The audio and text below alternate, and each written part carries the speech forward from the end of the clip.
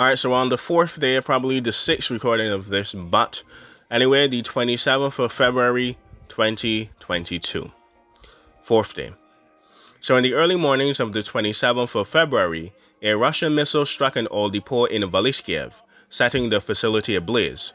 A radioactive waste disposal site near the Kyiv was also hit by airstrikes, but the storage site itself escaped the impact and the monumental damage that would obviously cause.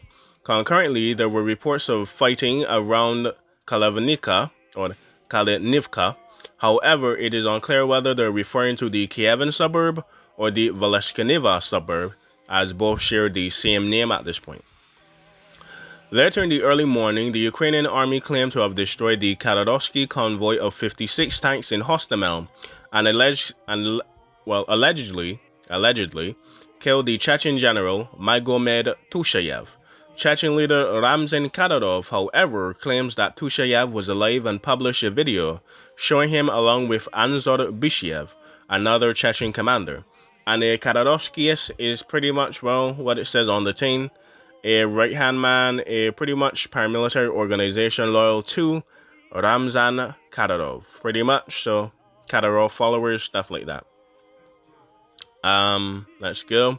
So in the morning of the 27th of February, a Russian airstrike struck an apartment. So in the morning of the 27th of February, a Russian airstrike struck an apartment building in the small city of Bucha, located just south of Hostomel. Fighting was also reported in Bucha, and Ukrainian forces destroyed a bridge in the city to slow the advance of the Russian forces, leading to probably a 50. The mayor of the neighboring city of Imprin, Markushin Alexander, later claimed that the Ukrainian forces defeated the Russian forces attacking the city, after destroying the bridge between it and Bucha, which were trapping them right now. So with that being said, that is pretty much the Ukrainian update for today.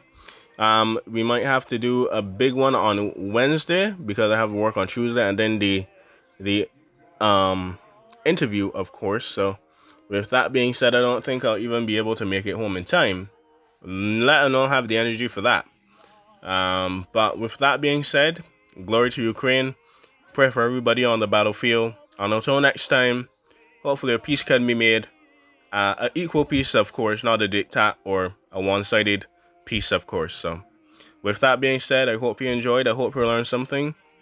Ooh, I had a hole in that belch, but could not. Anyway, enjoy, learn something. I said excuse me, and until next time, learn something, of course. Bye-bye.